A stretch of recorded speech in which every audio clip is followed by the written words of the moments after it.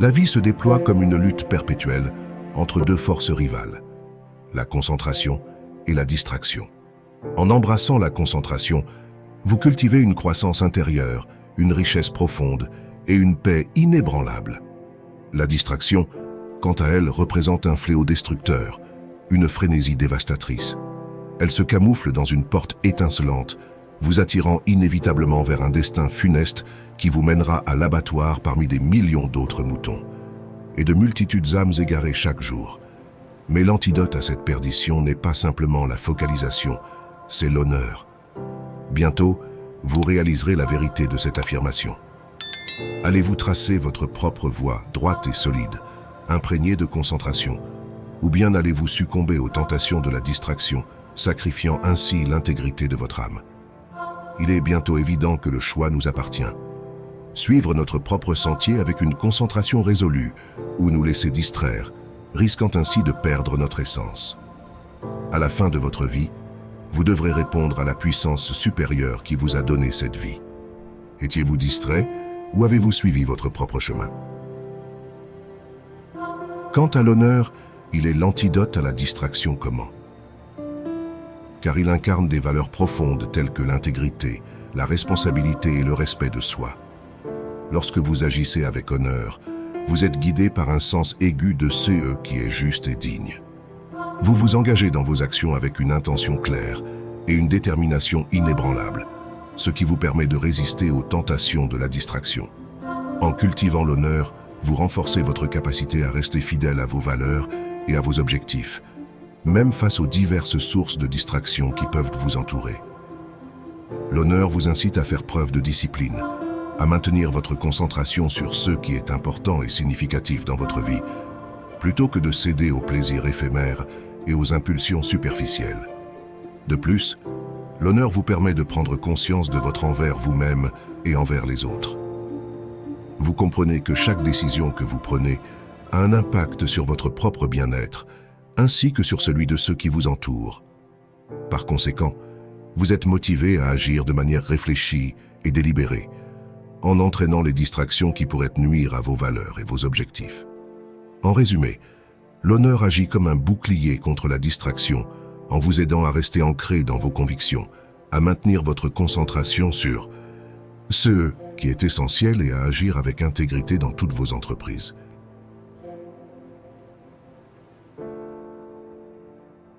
Les samouraïs, les guerriers emblématiques du Japon féodal, étaient profondément ancrés dans un code d'honneur strict appelé Bushido. Ce code dictait leur conduite dans tous les aspects de leur vie, allant de la manière dont ils se battaient sur le champ de bataille à la façon dont ils interagissaient avec les autres membres de la société. L'honneur était au cœur de leur être, et leur vie était dédiée à le préserver et à le manifester à tout moment. Les enseignements de Miyamoto Musashi révèlent que la concentration dans sa forme la plus élevée consiste à être présent dans l'instant, pleinement absorbé par la tâche à accomplir, que ce soit en affrontant un adversaire dans un duel ou en poursuivant tout effort dans la vie. Il a souligné l'importance de Mizuno Kokoro, ou esprit comme l'eau, un état de clarté mentale, de calme et de flexibilité qui permet de répondre à toute situation avec sérénité et force. Ce niveau de concentration permet aux pratiquants de percevoir les moindres détails, d'anticiper les mouvements de l'adversaire et d'agir avec une précision décisive dans chaque duel. Musashi appliqua ce principe de concentration totale. De ces duels éclairés par le soleil aux méditations solitaires dans les montagnes, il élabora une philosophie où la concentration n'était pas seulement un outil de combat, mais l'essence même d'une vie épanouie. Le livre des 5 anneaux, son œuvre majeure, cristallise ce voyage, offrant une sagesse transcendante qui va bien au-delà des frontières de l'escrime pour toucher l'essence même de l'effort humain et de la réussite. Et maintenant, réfléchissez. Quelles sont vos propres batailles? Quels défis sculptent votre chemin vers la maîtrise? Qu'est-ce que véritablement se concentrer? Musashi nous enseigne que la concentration est bien plus que de simplement focaliser son esprit sur un point. C'est une intégration totale de l'esprit, du corps et de l'âme dans chaque action. Il insiste sur l'importance d'un esprit clair, calme et flexible, capable de répondre à chaque situation avec sérénité et force. Une telle concentration permet de percevoir les moindres détails, d'anticiper les mouvements adverses et d'agir avec une précision implacable dans chaque duel. Pour Musashi, la bataille ne se gagne pas seulement par la force physique, mais par la profondeur de la concentration et la pureté de l'intention. Ce duel légendaire, tel celui sur l'île de Ganu contre Sasaki Kojiro, témoigne de cette maîtrise. Là, Musashi ne combattait pas seulement un adversaire, mais il démontrait le pouvoir d'un esprit totalement concentré, transcendant la confusion et l'hésitation. Dans notre ère moderne, bien que nous ne soyons pas des guerriers dans le sens traditionnel, nous pouvons toujours apprendre de l'exemple des samouraïs et appliquer les principes de leur code d'honneur dans nos vies quotidiennes. Tout d'abord, l'honneur des samouraïs était lié étroitement à l'intégrité personnelle. Ils croyaient en la vérité, en la justice et en la droiture dans toutes leurs actions. De même, dans notre ère, nous pouvons appliquer cela en étant honnêtes et intègres dans nos interactions avec les autres, en tenant nos promesses et en agissant avec équité et transparence. Deuxièmement, les samouraïs valorisaient la maîtrise de soi et le contrôle émotionnel. Ils étaient capables de maintenir leur calme et leur sang-froid, même dans les situations les plus stressantes ou dangereuses. Dans notre monde moderne, cela se traduit par la pratique de la résilience émotionnelle, de la gestion du stress et de la capacité à prendre des décisions réfléchies, même sous pression. Enfin, les samouraïs accordaient une grande importance à l'honneur familial et à la loyauté envers leurs supérieurs. Ils étaient prêts à sacrifier leur propre intérêt pour le bien-être de leur famille et de leur communauté. Dans notre ère, cela peut être interprété comme un engagement envers nos proches, un soutien à nos collègues et un respect pour nos leaders et nos mentors. En somme, même si nous vivons dans un monde radicalement différent de celui des samouraïs, les principes fondamentaux de leur code d'honneur restent pertinents. En adoptant l'intégrité personnelle, la maîtrise de soi et la loyauté, nous pouvons tous aspirer à vivre des vies plus honorables et significatives dans notre ère moderne. Miyamoto Musashi, un samouraï légendaire du Japon féodal, incarne l'esprit de l'honneur et de la détermination. Sa vie et ses enseignements offrent une multitude d'exemples sur la façon dont nous pouvons appliquer les principes de l'honneur dans notre ère moderne. Tout d'abord, Musashi était reconnu pour sa maîtrise exceptionnelle des arts martiaux, mais aussi pour sa discipline personnelle. Il a passé des heures à s'entraîner et à perfectionner ses compétences, démontrant ainsi l'importance de la persévérance et du dévouement dans la poursuite de l'excellence.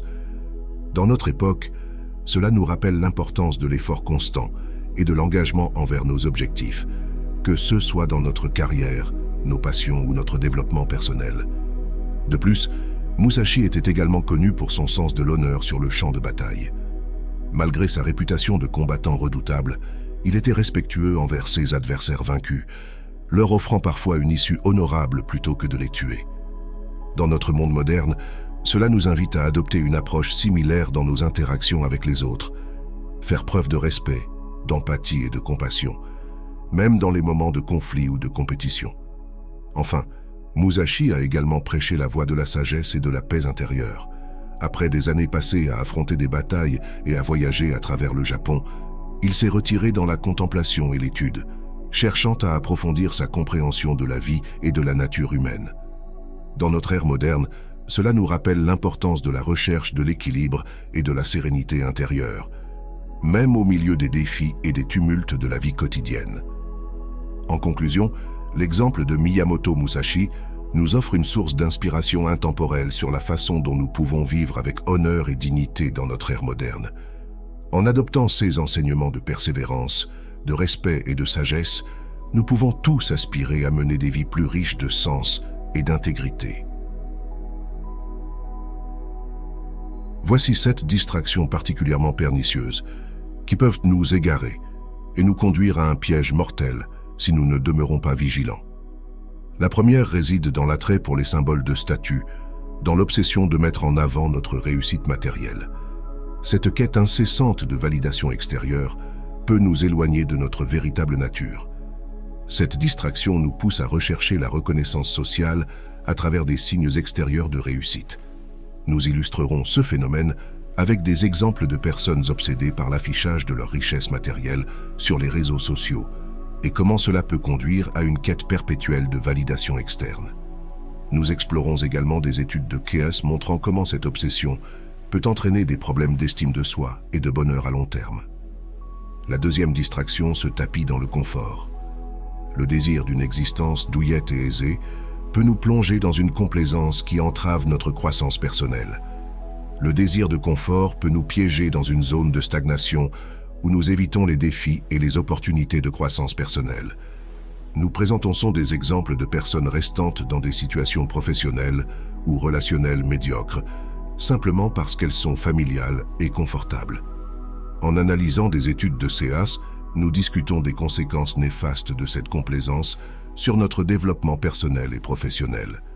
La troisième tentation se cache dans le luxe et les plaisirs matériels, souvent confondus avec le bonheur authentique. Toutefois, la satisfaction éphémère qu'il procure peut nous détourner de la quête de sens. La recherche constante du bonheur à travers la possession de biens matériels peut nous éloigner de la véritable source de satisfaction. À travers des exemples concrets, nous montrerons comment la quête du luxe peut conduire à un cycle de désir insatiable et de déception constante. Nous examinons également des études de CAS illustrant les effets dévastateurs de cette distraction sur notre bien-être mental et émotionnel. La quatrième distraction réside dans la colère, une émotion puissante susceptible de nous consommer de l'intérieur si nous lui cédons le terrain. La vengeance et la haine ne sont que des leurres nous éloignant de la paix intérieure. Lorsque nous laissons la colère prendre le dessus, elle peut devenir une distraction toxique qui empoisonne nos relations et notre bien-être. Nous décrirons des situations où la colère non maîtrisée a conduit à des conflits interpersonnels, des dommages émotionnels et même des conséquences juridiques. À l'aide d'études de CA, nous explorons les stratégies pour gérer la colère de manière constructive et restaurer la paix intérieure. La cinquième tentation est celle de la surconsommation, une spirale sans fin où nous cherchons à combler un vide intérieur par l'accumulation de biens matériels. La surconsommation nous pousse à accumuler des biens matériels dans une quête sans fin de satisfaction personnelle. Nous utilisons des exemples concrets pour illustrer comment cette tendance peut entraîner un endettement excessif, une dégradation de l'environnement et un sentiment de vide intérieur. À travers des études de CAS, nous examinons les moyens de cultiver une approche plus consciencieuse de la consommation et de trouver le bonheur au-delà des possessions matérielles. La sixième distraction se trouve dans l'envie, une insatisfaction perpétuelle nourrie par la comparaison incessante avec autrui. Nous rappelons de jouir de ceux que nous possédons déjà. L'envie nous incite à comparer notre vie à celle des autres, engendrant un sentiment constant de mécontentement et d'insatisfaction.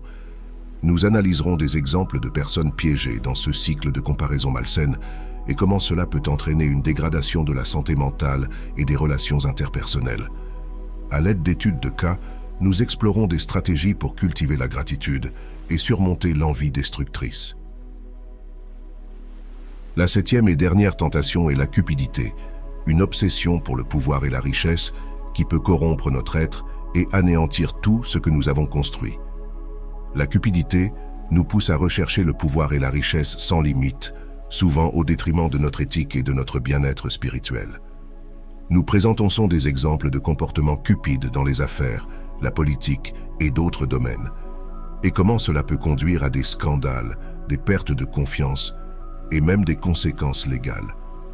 En examinant des études de cas, nous discutons des moyens de cultiver des valeurs plus nobles et de trouver un sens plus profond dans la vie au-delà de la richesse matérielle. Rappelez-vous, l'antidote à ces distractions n'est pas uniquement la focalisation sur un seul point, mais l'action empreinte d'honneur. L'honneur est ce qui nous guide sur le sentier de la vérité, de l'intégrité et de la dignité, même face aux tentations les plus séduisantes. Souvenez-vous, à la fin de notre existence, nous devrons rendre des comptes à une puissance supérieure. Aurons-nous été distraits par les mirages du monde matériel ou aurons-nous suivi notre propre voie avec courage et honneur? La réponse réside en chacun de nous, dans nos choix quotidiens et nos actions.